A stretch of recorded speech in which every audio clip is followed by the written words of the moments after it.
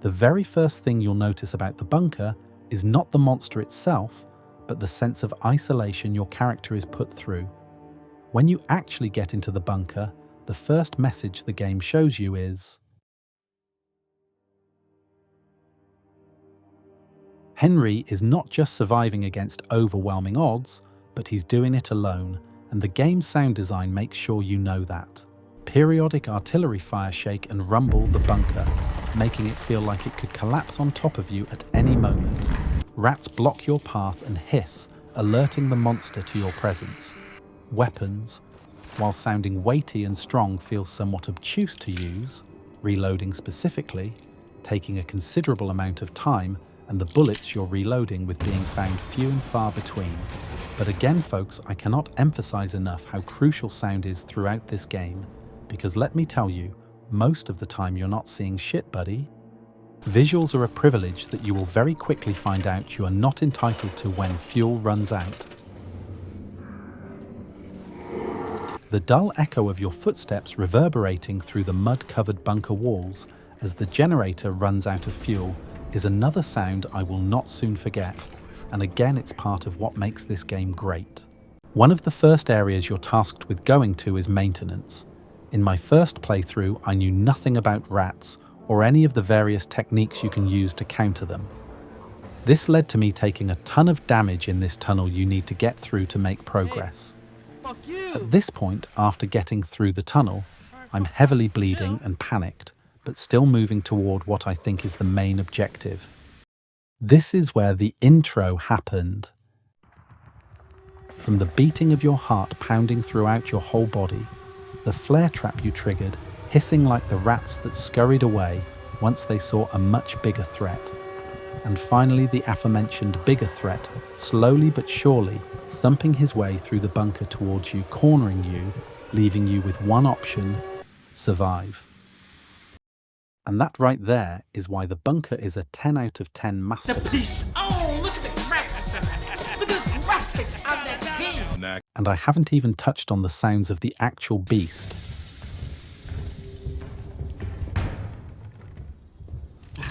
His oppressive animalistic sounds further add to the isolation Henry must face, and is by far the most dreaded thing to hear while in the bunker, other than this weird siren-type effect that honestly gives me PTSD of looking for the communications key to this day.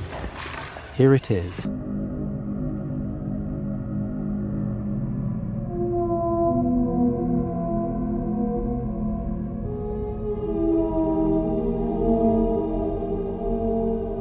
But surely there are some moments where you don't feel isolated, you might be asking. And to the hypothetical person I just made up for the sake of this script, I'd say, get out of my head. Oh no, the ants there under my skin. Ha ha ha, just kidding. I'm a clanker. You're right, you're not truly alone in the bunker. Only 2 other soldiers remain, one strapped to a chair in the prison, and one much like Henry who uses sound to maneuver. Down on my knees.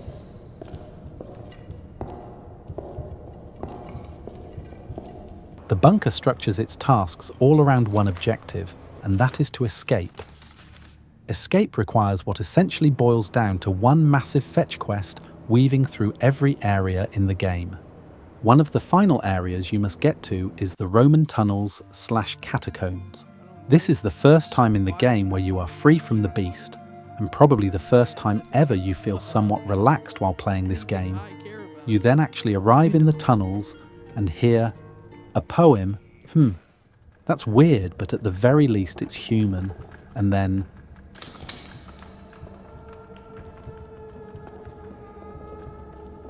We were the world, we were. that's right.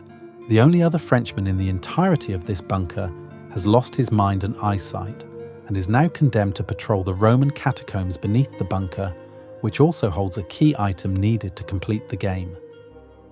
The moment you feel somewhat freed from the first never-ending cat and mouse game you've been conditioned into with the beast, another one ensnares you, and it's by your own former comrade no less. The combination of all these factors make Amnesia The Bunker one of the best representations of the stalker horror genre, especially in its depiction of isolation.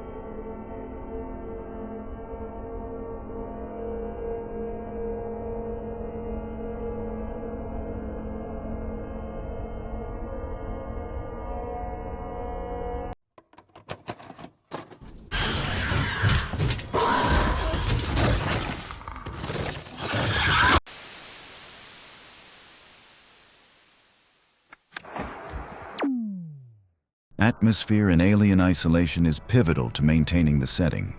While yes, it has isolation throughout the game and it's even named after it, the atmosphere maintained throughout is most important. Every piece of equipment the game gives you or you interact with has a retro-futuristic vibe that truly immerses you in the world. The save station you use clicks and beeps in the exact way you think the visuals would. The space station hisses and pressurizes, locking you into the environment. And the alien, well, the alien. You focus on finding that keycard.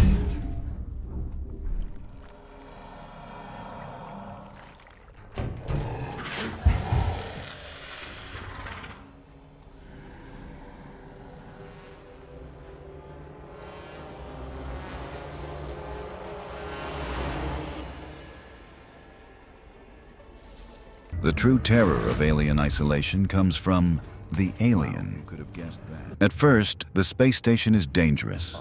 Malfunctioning androids and desperate humans fighting for control, making it feel fully centered on survival. When the alien is introduced, however, the horror element is as well.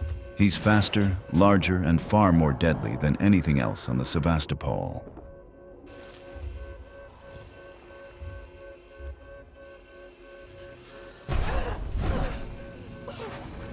It feels like hours pass, and the tension of when he's first introduced persists, until finally he and you are flung into the vacuum of space, with only you making it back on board the S.T.A.L.K.E.R by miracle. But even then, the past hours still have their effect on you, or at least they did me. The sounds of the space station emulated the alien in almost every way. Bumps in the vents that would usually indicate the alien following you are now meant to be ignored as house moans. The hissings that once indicated a lively spaceship are now tainted, sounding like the reemergence of a terrifying threat. Only one other film encapsulated this phenomenon as well as this game, and that is Nope.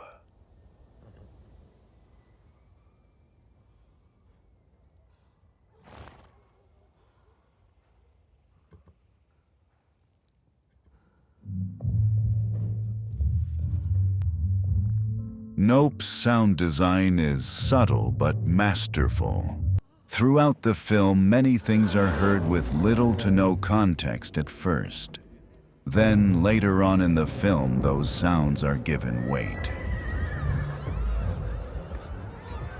A soft thumping and a shoe upright unnaturally.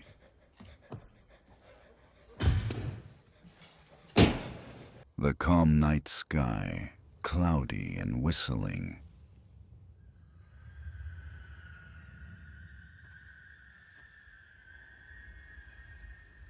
These things seem harmless, almost like auditory background scenery, but soon give way to a terrifying realization with the inclusion of context.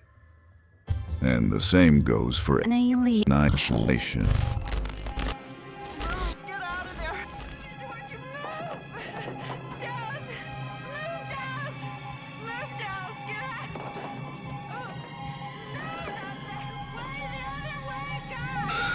The atmosphere of alien isolation takes hold of you and demonstrates how to not only make an amazing stalker horror, but really transport you to an alien infested ship right in the middle of its annihilation. And for that, it makes this video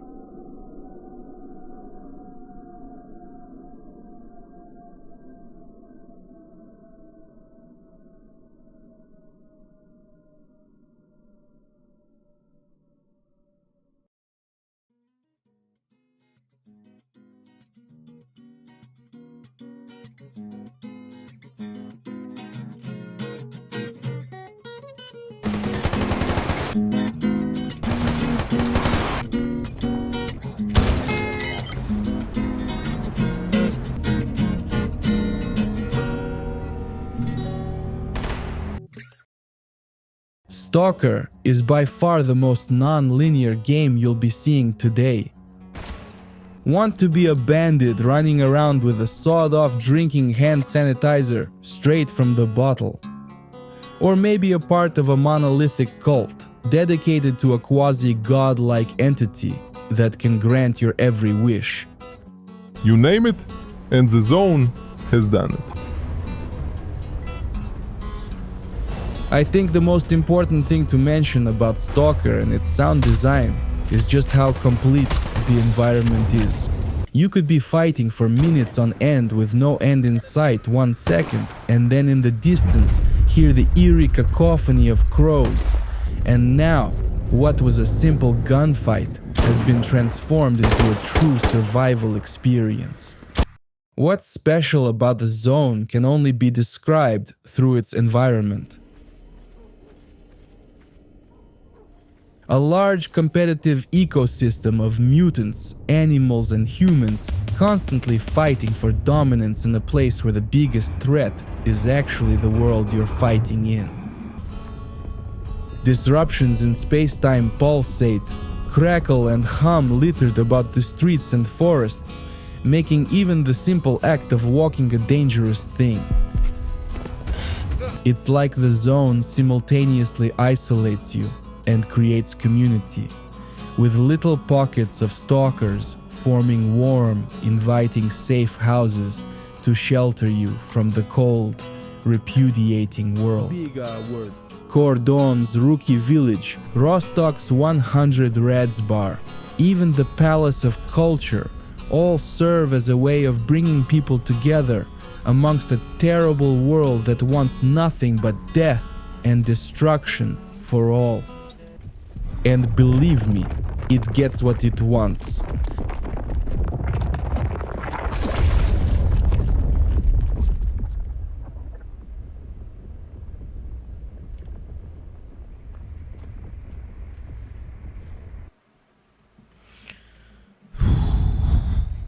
While Stalker lacks a singular monster to be afraid of, like in Alien Isolation or Amnesia The Bunker, that doesn't mean the game feels less scary, just more ambiguous with its terror.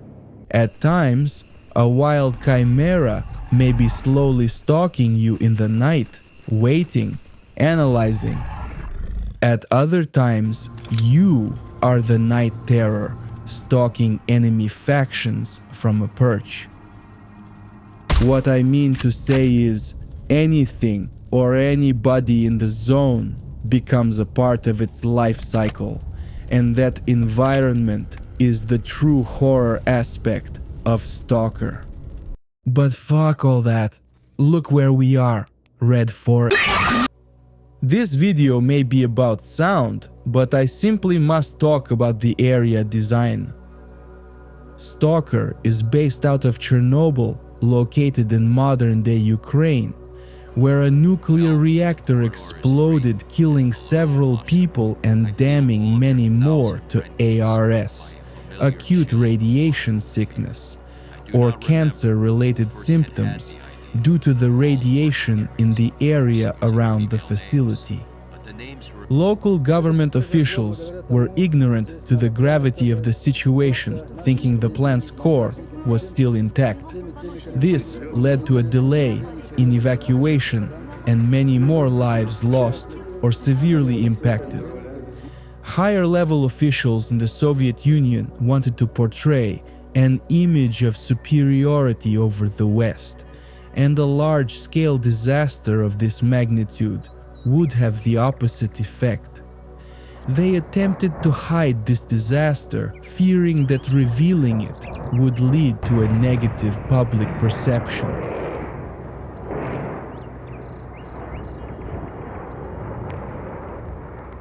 Later on, when the government acknowledged the problem they had, they would evacuate all people in the perimeter around the facility, also known as the exclusion zone, and seal the facility in a sarcophagus, preventing future radiation from entering the surrounding environments. The exclusion zone that was created for the sake of safety is the setting for the world of Stalker. Every area has a cascading effect as you step closer and closer to the center of the zone, the original power plant in which the reactor exploded. From the relatively calm forested areas of the lesser zone, up through garbage and into the Red Forest or Limansk, where true danger begins to lie. After scraping your way through the mutant-infested forest, or battling your way through the monolith-infested streets, you reach Jupiter, where every faction and mutant can be found all in one place, until eventually you reach Pripyat, the area right before the power plant. Pripyat served as the power plant's workers' place of residence and has many monuments you can find throughout. Dilapidated amusement park equipment sprinkled in areas where kids would play, large concrete buildings where people would return home after their day working in the plant, and a museum of science and culture that Monolith claim as their headquarters. All of this phenomenal world building works in tandem with the amazing sound design that Stalker provides to create one of the most environmentally dense game worlds, and that is especially true for the final area. The Chernobyl nuclear power plant is by far one of the creepiest areas in the game. On the way to the power plant, the roads and abandoned equipment give a feeling of abrupt departure, a deep, empty feeling with little to no music to accompany you or your comrades. When you do finally fight past all the monolith guarding the entrance and make your way inside the plant, the wish granter invades your thoughts, whispering in Russian, luring you to it with a promise to grant your every wish.